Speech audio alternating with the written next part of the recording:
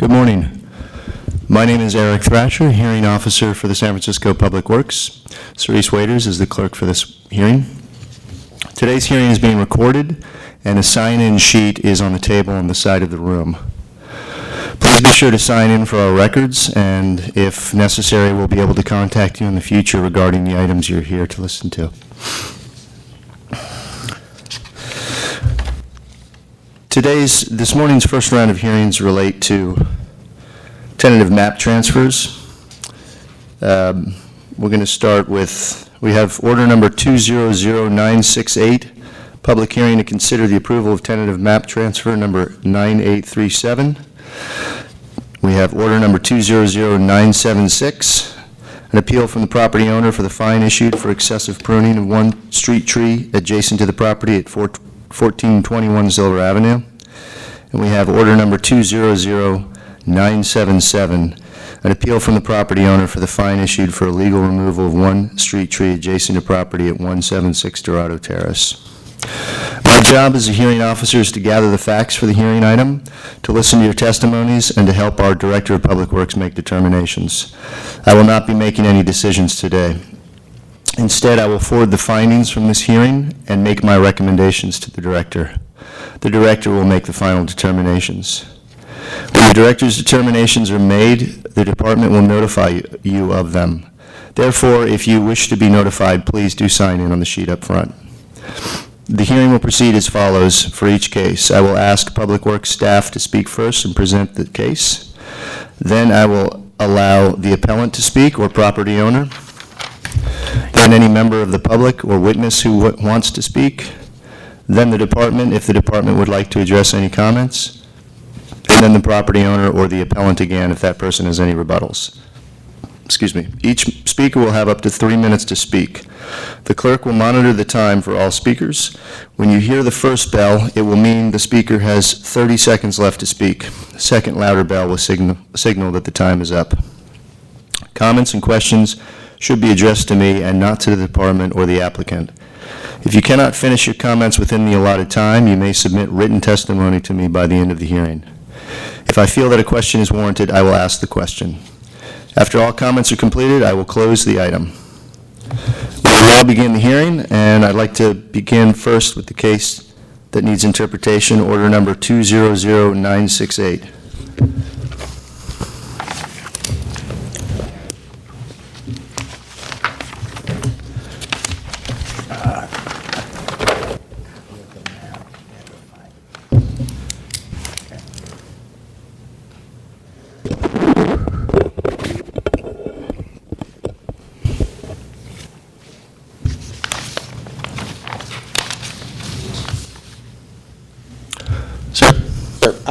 My name is Ernie Banks. I'm with Public Works, and we're here to provide the opportunity for comment on the approval of tentative transfer map 9837, being a merger and a 116-lot subdivision for the purposes of financing and conveyance there on Treasure Island.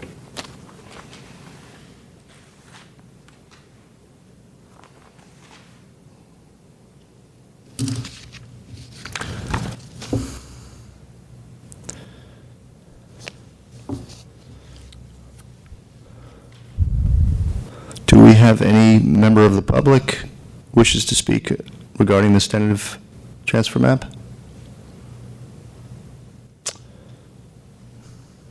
Okay, we'll take these under consideration. We'll close this order and move on to the next order.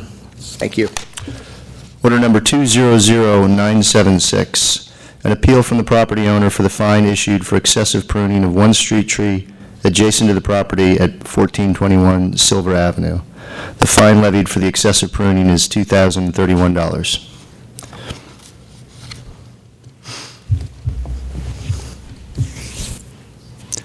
Ma'am, we'll call you up shortly. It's okay. Good morning. Hi, good morning. Chris Buck with San Francisco Public Works, Bureau of Urban Forestry. Thank you, hearing officer. I know we haven't met in person, but I've seen your name on some documents. So before we jump into the specifics of the first case this morning, what we'd like to do is just provide a broader context for our urban forestry ordinance. which we refer to as Article 16 of the Public Works Code. And so it's referred to as San Francisco's Urban Forestry Ordinance, and it really outlines all of the rules and regulations and administrative penalties. And it's really just so that the public understands this isn't a matter of like internal staffing, just deciding to do things. It's a really established process that's been on the books for a long time. And within Section 808, it talks about the protection of trees and landscape material, and it really clearly spells out the types of injury or destruction that may occur to trees.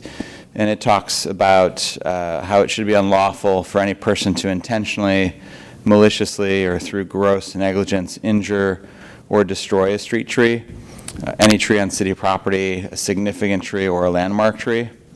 Removal of a tree under city order or removal in accordance with a permit issued pursuant to Sections 806, 810, or 810A is exempt from this prohibition. So we have a process that establishes how trees should be planted, but also how street trees need to be removed.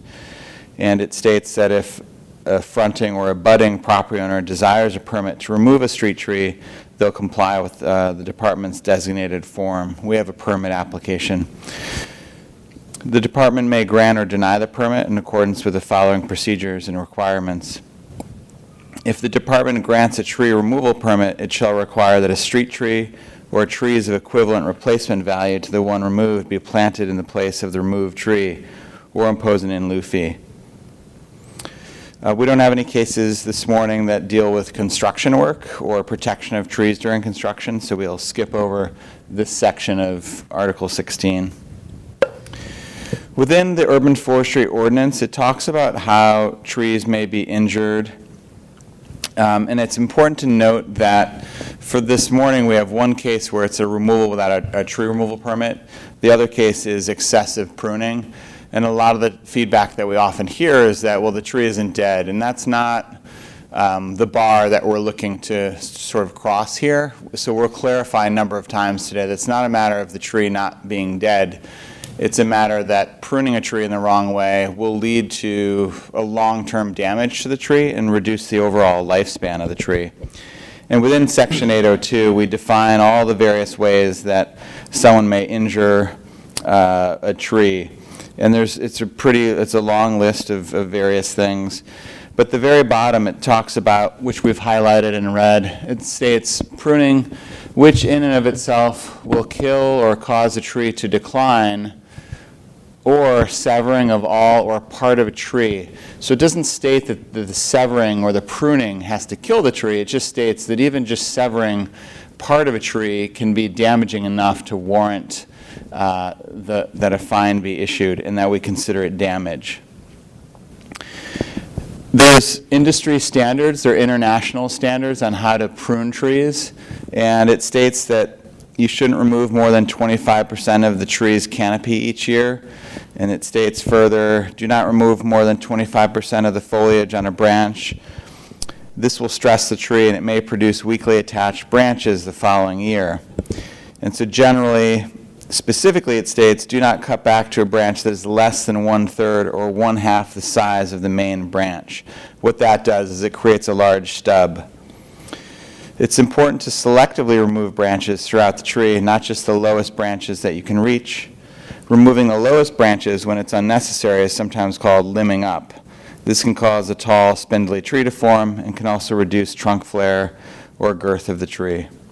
Lower branches keep the vigor in the lower portion of the tree, and this is especially important in conifers.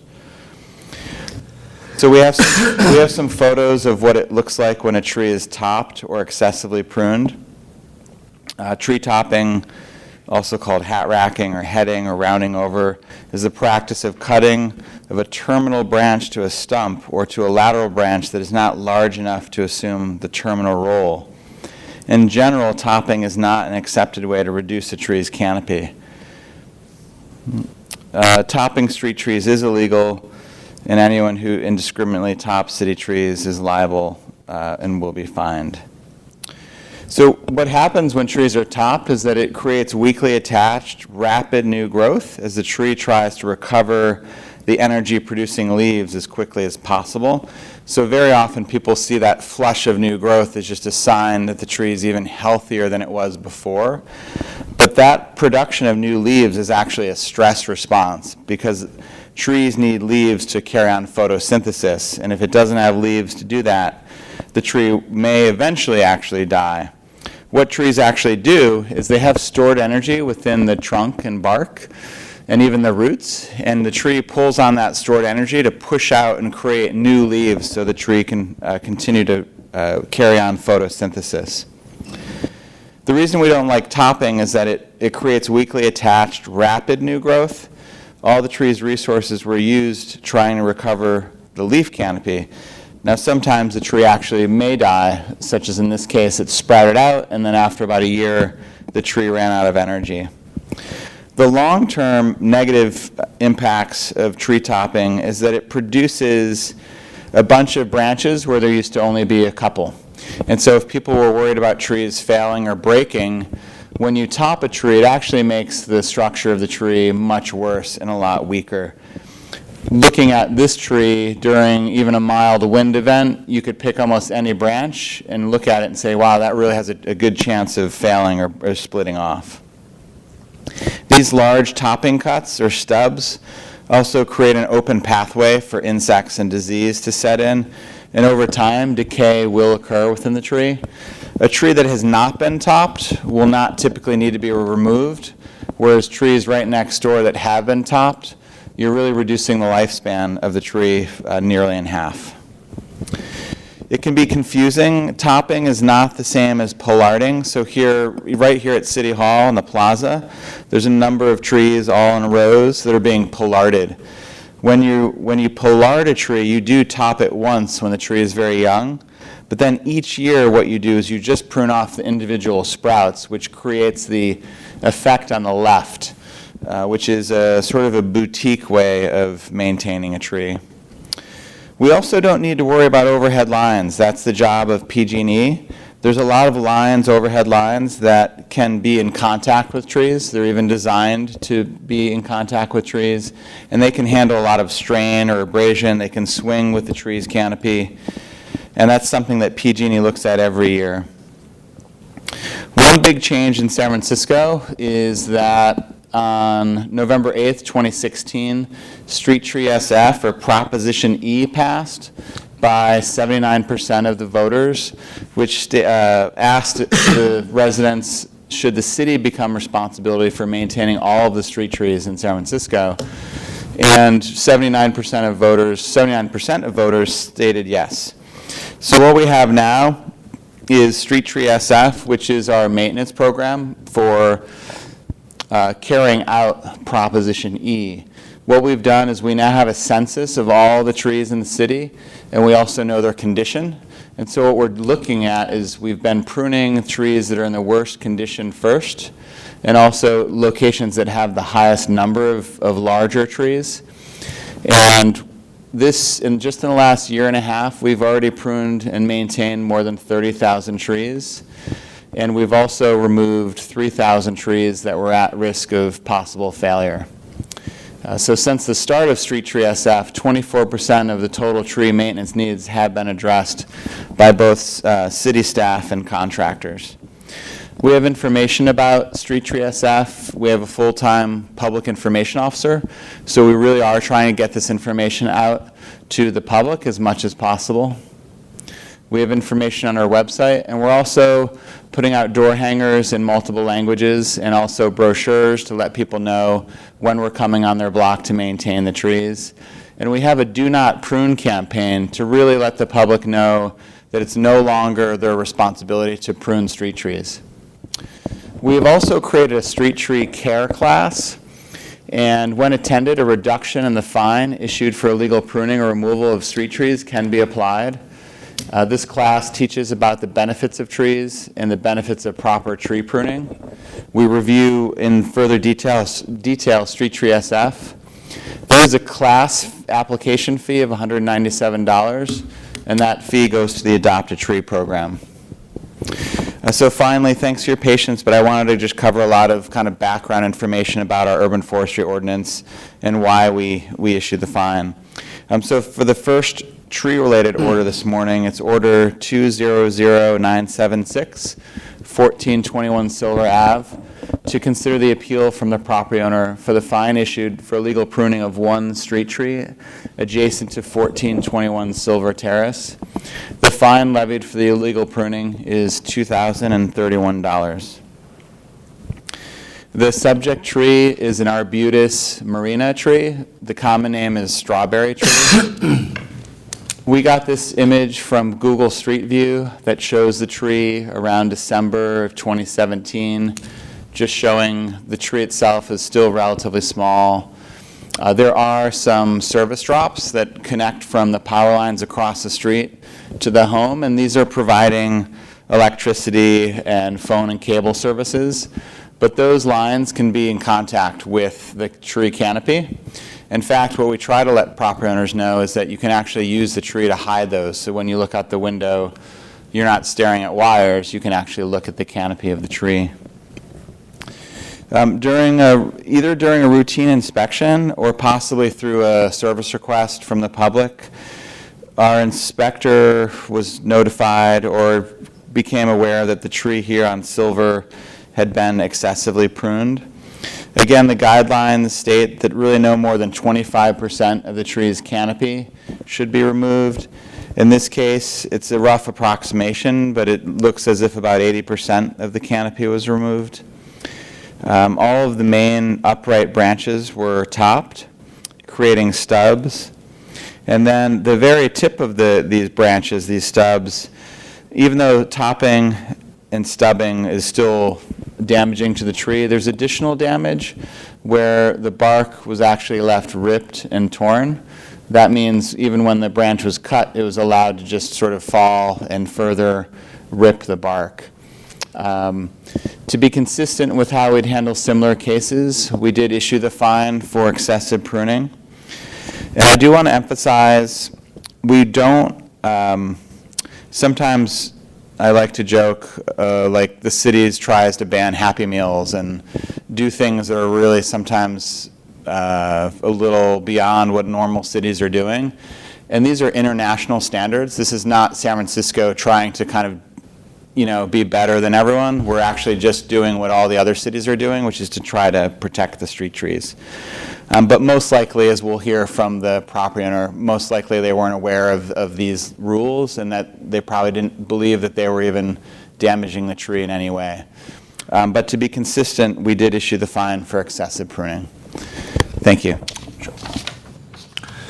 Is the property owner present? You could use this. Hi. Yeah. Hi. My name is Kim Wei. I'm owner of the property of 1421 Silver Avenue. Mhm. The reason I pruned the tree because one day I go home and then I see a lot of wind, and then the side of the branch touching, the power line and the window. So, I afraid of the dangers of the fire or something damage to my property. And then that's, I trim it, but I didn't know, how much I can trim. So that's, that's the way that is trim, trim it. So I didn't know that too much. Mm-hmm. But this is the first time, and then I would like, you to wait for me and then just give me a warning because, I take good care of the tree and, I'm not mean, to damages, but for right now, and then, the bud has come out, and then it's very healthy. So I would like you to wait for me. Okay. Did you do the pruning yourself, ma'am, or did you hire a contractor? No, one of my friends do it for me. Okay. And is your friend a arborist, licensed or certified? No, And this was the first time, or has your friend pruned the tree in the past? this is the first time. Okay. And if you can look at back, the tree very healthy since, I asked, the forest and friends to put in front of my property. Okay. So, and then that this is, I asking, and then I have to have responsibility for doing that. And then I didn't know that, then it's already, the city should taking care of it. But, I don't know where I should contact. Okay. Is there anything else you'd like to say, ma'am? No, I would like you to give me a way for warning. Okay. I can only, it's really the Director of Public Works that will make that determination. So we're just collecting information that we can pass along to the Director to make that. Because, I try to do the good citizen to do thing, but I didn't know I get a fine. It's too much for me. And then it's very heavy for me. Okay. Okay, thank you for coming in this morning. Thank you, sir. Okay. Mr. Buck, can I ask you a question? Is this a situation where the property owner qualifies for the street tree care class? Yes, Chris Buck with Urban Forestry. Yes, the Director of Public Works created this class just about half a year ago. And I do believe that this would be a good time to use that. Some of the criteria for that would be that the work occurred largely within the family. It wasn't, if the work was done by a licensed qualified arborist, we would say it's really an issue between them and their contractor and have them take the fine and give it to the contractor. In this case, they really can't fall back to do that from like a consumer protection thing. And clearly, there were a couple things I heard. One was that it sounds like the property owner planted the tree a few years ago willingly through Friends of the Urban Forest. So it's a tree that she actually sought to plant. And so I do believe that this would be a case where the class is definitely appropriate. And one last thing while I'm up here would be to just, and I'm sure you have, just encourage the friend, not to prune trees that way. We want to prevent other people from kind of going through the same process. And then another question I have, the informational campaign that y'all are doing and hanging the door tags and things, has that been done previously? Did that happen when Prop E was originally passed, or you? So do you know? it has not been done, and we did check in with the city attorney's office to find out how do other agencies inform the public when changes occur. Okay. Just to make sure that we're doing everything legally that we're supposed to do. The feedback that we got is there's so many rules and regulations that are constantly in flux. And then the other thing too is it's really not the responsibility of the property owner. It's the responsibility of the contractor to know the rules. But we are trying to do more outreach, and I think that's really evident when the director committed to hiring a full-time staff person to do this outreach. It's not just, we would much rather do the outreach than issue a fine. Right. So we're committed to that. Okay. Yeah. So in this case, attending the class would, that would result in a 50% reduction in the fee? Correct. I believe it's at least a 50% reduction in the fee. Okay. Thank you. Okay, thank you. Ma'am, would you be interested in taking the street tree care class, and then we can reduce the fine by 50%? Is that something you would be interested in? Hey, Isn't it generally a Saturday afternoon, 3 hours? It's a Friday morning for 3 hours. 3 hours, one day, 3 hours. Is that something you might be interested in? Okay, so we can provide you with that information, and then we can, when you complete the class, you pay the $197 fee, you take the class, and then when you complete the class and you submit the information, they'll reduce the fine for you. Okay? Okay, thank you. Is there anyone else who would like to speak regarding this particular case? Yeah, it's for a different case, I believe. Okay, in that case, I will now close this particular hearing for order number 200. Oh, I'm sorry, you want to speak on behalf of this one? On the policy case. Not this one, okay. We will then close 200977, I'm sorry, 200976 at 1421 Silver Avenue. Next, we'll be hearing order number 200977, 176 Dorado Terrace. We're going to have the department speak first, ma'am, and then you can come and speak after. Good morning, Chris Buck again with San Francisco Public Works, Bureau of Urban Forestry. We covered a lot about the urban forestry ordinance earlier, during which we talked about the rules and regulations regarding street tree removal. And just to kind of clarify a few terms, a street tree is referred to any tree that's within the public right-of-way. Sometimes people refer to it as a sidewalk tree. They might refer to it as being on city property. But the public right-of-way is actually, it's sort of the public realm or the public commons. City Hall is physically on property owned by the city, but the public right-of-way is all that open space that surrounds private property. And so we'll be talking a little bit about private property versus public right-of-way. So the fine was issued for illegal removal of one street tree or tree within the public right-of-way adjacent to 176 Dorado Terrace. The fine levied for the illegal removal is $2,031. This fine amount is basically, we couldn't have an arbitrary amount for a fine, and so the city attorney's office directed us well over a decade ago to create a basis for a fine. So where this amount comes from is the cost for the city to purchase a 24-inch box tree, plant it, and then water it once a week for 3 years. So that's where this fine amount comes. And the idea is that that would be the cost to at least get a replacement tree back in that location. But mature trees and trees that are larger than a 3-year-old planted tree provide much greater benefits than a young street tree. So the subject tree that the fine was issued for is called a deodar cedar, or Cedrus deodara. And this is actually on Dorado Terrace, where there's sort of a dead end at this location. This is off of Ocean Avenue.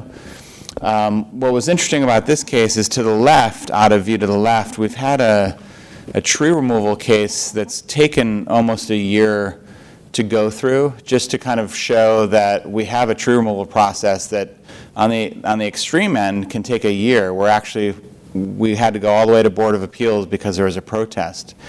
And so ironically, this tree that was removed, obviously without a permit, essentially prevents Public Works from having there be a process. So the issue with issuing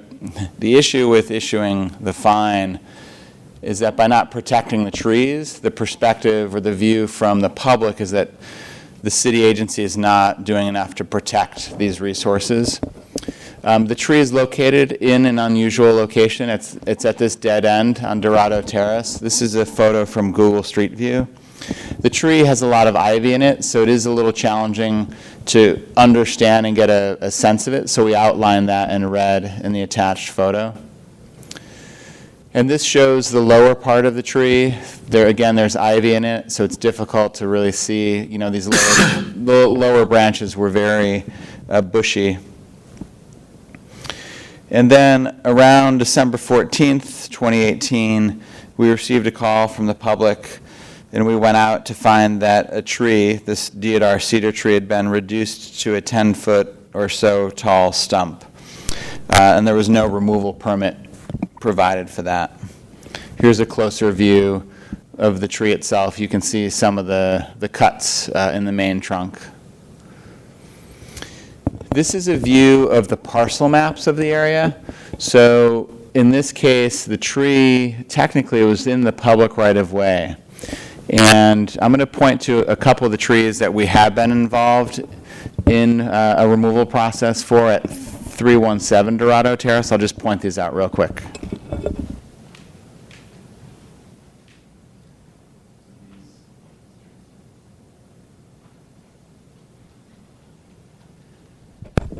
So at 317 Dorado Terrace, we initiated the removal of those trees, and there was a protest, and we had a hearing, and it was only recently decided that those trees could be removed, and we issued a permit for those.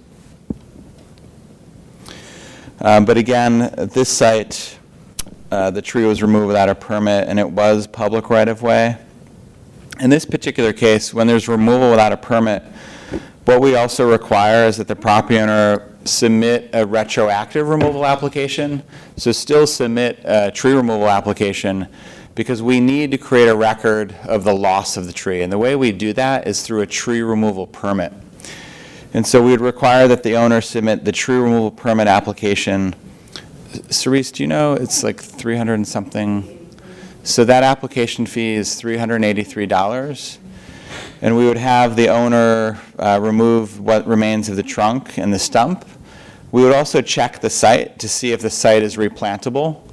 If the other trees are too close to it or overhang it, then we wouldn't require that a tree be planted. So we will also mark and just check that there's no utility conflicts. But if we find that there's room for a replacement tree, we'd require the owner to plant and then water for 3 years a replacement tree. Public Works would then assume responsibility for all the maintenance of that tree 3 years after planting. To be consistent with how we've handled similar cases, once this came to our attention, the department issued the fine to the fronting property owner. And just some additional background about this case, my understanding is that there was a large Monterey cypress tree that was removed 2 doors over, and it just almost needed a permit as a significant tree on private property, but it was a foot or two beyond our jurisdiction. So we'd been out there like a week before, kind of verifying that for this much larger tree. My understanding is that the same company that removed the very large tree that did not require a permit may have come in contact with this property owner, and they had a discussion about this tree and the owner's concerns about this tree. So for sure, what we're going to recommend at the staff level would be just discussing who that contractor was, because contractors that are licensed and performing work within San Francisco really need to understand the rules about which trees need a permit before they can be removed. But to be consistent with how we handled similar cases, we did go ahead and issue the fine for removal without a permit. So that fine amount was $2,031, but then there would also be a $383 retroactive permit fee. Correct. And then the property owner, did you make a determination if another tree would be you would require another one to be planted there yet? We do believe there is room for a tree to be planted there. It certainly can be a different species. It can also be smaller, like at maturity when the tree is older. It can be a tree that's not as big as what was there. The deodar cedar was a very upright tree, but it also gets very large. So we would certainly work with the property owner to select a species that would be more appropriate. Okay. Yeah. So you would take the initiative on that follow-up communications with the property owner? Correct. All right. Yep. Okay, thank you. Ma'am, would you like to speak? Are you the property owner? Yeah. Okay. What is your name? Regina Chow, Okay. I'm the property owner. Uh-huh. Thank you. Okay. So as I read from my letter, a few years ago, I went to like a place on Otis Street. I don't know, someone told me I can check because I'm concerned about the safety of the people, because the tree is like, you can see from the picture, it's like very large and then like lean on one side. So, and they said that like, the lady in the counter like checked for me, and she told me, oh, that tree is not on our record. So I'm thinking maybe this is a forgotten tree in some way. So, and then I've been concerned about that, and then like a few months ago, what made me like really make a decision to do something to trim the tree. Actually, I never think that like remove it. So, that's just happened because like when I'm driving by Pine Street and there's a tree fall on the driveway, and then like it's dangerous, and then a car almost hit that. So that's why I just make decision I should do something. So that's why I saw the company trimming the tree, and then I asked them, and do I need to like need a permit to like do that? And then the man told me that if it's just like just trimming the tree, we don't need a permit. So I believe them, and then I just asked them to hire them to do it. And actually, I have the like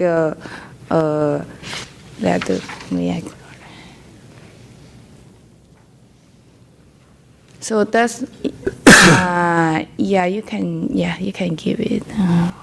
But I don't have a copy though. We Yeah. We have a copy of this, actually. I've seen this. Yeah, because I give a copy when I submit my appeal letter. Yeah. Yeah.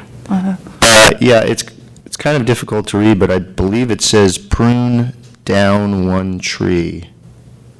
Prune down, which I guess means trim the Yeah, tree. trim, yeah, what I Prune told back. him is trim. Same branch. Because that afternoon, I have to work. I couldn't get the time off, so I just leave my check with my brother, and then I let them do it because they are the professional people. So I mistakenly think that they know what to do. And then when I came back from my work, and then I just found that's a big mistake. So I know that that's my fault because I don't go to the right person to check it and trust the wrong company. So that's how this happened. So when you came back from work, you saw that the tree was basically missing? Yeah, it's already not missing, but Most just of it like was the gone. way you. Did you see the contractor, or had they already left? They already left because I came at night Okay. back from work. Have you contacted the contractor since this? No, I did not because that's already happened. So I don't know what to do. So you haven't had any follow-up with the contractor? Not yet. Okay, and when did this happen? When did you hire the, December 14. December 14th? The day they did the job in December 14. So it's been about 4 months, and you haven't, Yeah, because I'm waiting for the instruction from the city. Yeah. okay. So you understand now, I think, that the city requires that the homeowners contact the Bureau of Urban Forestry prior to doing any kind of work on trees that are city-owned trees. So you understand, I think, that in the future, Yes. you need to contact the Bureau of Urban Forestry. Yes, yeah. Okay. Because I went to the wrong place from first place. Yeah. So that's how this happened, all those. So in these kind of situations, we always advise the property owner to get in touch with the contractor and explain to them that what they did was not authorized. The contractor should have contacted the city on your behalf as your agent, and certainly should not have cut back the tree to a 10-foot stump. Yes. So that tree is, as you know, it's essentially it's been killed. So it will need to potentially be replaced. We would always encourage that you go back to the contractor, Okay. take the information that we've provided you with to the contractor, explain to them that you only asked them to trim the tree. Yes. In fact, what they did was they damaged this tree to the point where it will need to be replaced. Oh. And ask the contractor to refund your money, and maybe even to pay for the fine, Okay. because this is their fault. Do I need to hire like A lawyer? attorney to? I would recommend that you maybe speak to an attorney, because my guess is the contractor is not going to want to just give you the money back. Yeah, that's what I am thinking. So. Yeah.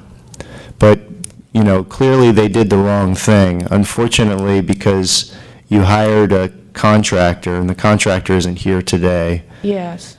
we can't say anything to the contractor. We have to work with you because you're the property owner. Okay. And we can't go to the contractor to issue fines. That's not in the ordinance, unfortunately. Because they are licensed and then they're supposed to know what they are doing. So if it's happening like that, Yeah, it's very unfortunate. Maybe we'll ask the department to speak if they are aware of this contractor, and if any kind of outreach has been done okay, to inform them. okay. But, you know, I'm very sorry that this happened, and it's very unfortunate that the contractor kind of took advantage of you not understanding maybe, and doing the damage that they did to the tree, and now But you this are responsible, unfortunately. It's all a black and white in the contract, so I don't know how they still do it like that, but, Yeah, I don't know either. I read it, and it said to prune back. It Yeah, didn't say yeah. to remove within 10 feet Oh. the top of the tree. So that's another reason why I think you should be able to go to the contractor and say, you didn't follow, this is not the work that you Right, right. contracted to do.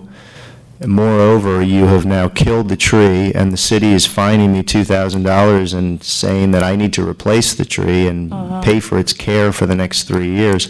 So I would very highly recommend that you speak to an attorney. okay, I will do that. Okay.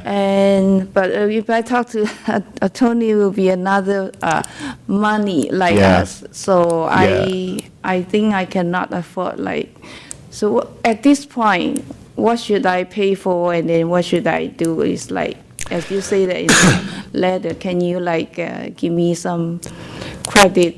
I mean, not credit, like, can you take it into consideration, the background, like the reason behind that is all for the safety, because I'm not doing any renovation, I'm not doing like for the better view or something, because it's solely for the safety, people's safety.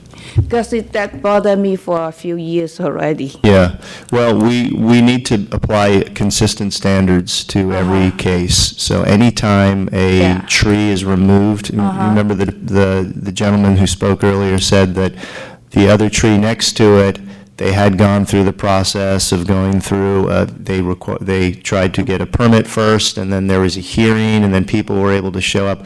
So that process needs to be maintained in every situation. In this situation, that process didn't happen.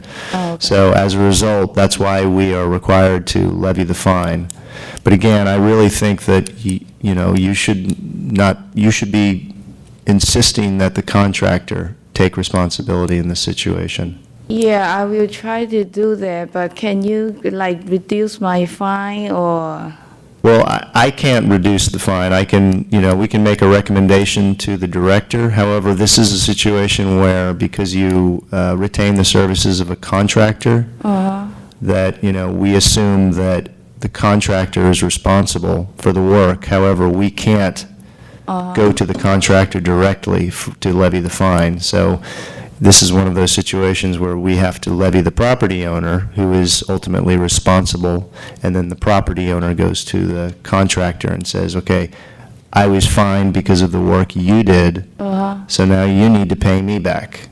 Okay, but if that will, like, I'm not good at deal with those things. Do you have a So- friend or a family member who can help you? Yeah, but no, I'm the one who take care of everything, so. So, can I, can you like please, so the only thing I ask for is just reduce my fine, and then, just like the lady earlier, can I take the class and then you can reduce my fine? Well, we can, let's let the gentleman from the Bureau of Urban Forestry speak. And again, I can't make those decisions. The director will make those decisions, but we'll maybe listen to some more information. Yeah. Okay. Okay. Thank you. Thank you for your time. Thank you. Chris Buck with Bureau of Urban Forestry, Public Works. So one thing, I don't believe it would require an attorney. There's something known as the California State Contractors Licensing Boards, and I'll give the property owner my card with this name on it. But basically, there's a state agency that's created to help consumers like yourself who have hired a contractor. Just like if you were to repair your roof, and then building inspection comes by and says, a thatched grass roof, that's not up to code. You know, basically that homeowner would have to go back to the roofing company, and say, hey, the city says my roof is not up to code. What happened here? So the State Contractors License Board would be the agency that you could pursue this with. And generally speaking, again, we don't know what the resulting fine amount will be. It's ultimately the director's decision. But what we have been doing, and it would be good for us to jot that down, and we have a copy of your invoice, is we will, part of the hearing officer's recommendation will be to recap what we've discussed here, and it will really help give you a roadmap towards getting your issues addressed with the contractor. And what I would recommend is you get in touch with the State Contractors Licensing Board and the contractor and say, look, this is what occurred. We trusted you to hire. We trusted you as the professional to know all the rules. It is their responsibility to know the rules, you know, in every municipality where they perform work. And that would be one way forward. And that we will be available in that process to try to provide guidance in any way that we can. Okay. Thanks.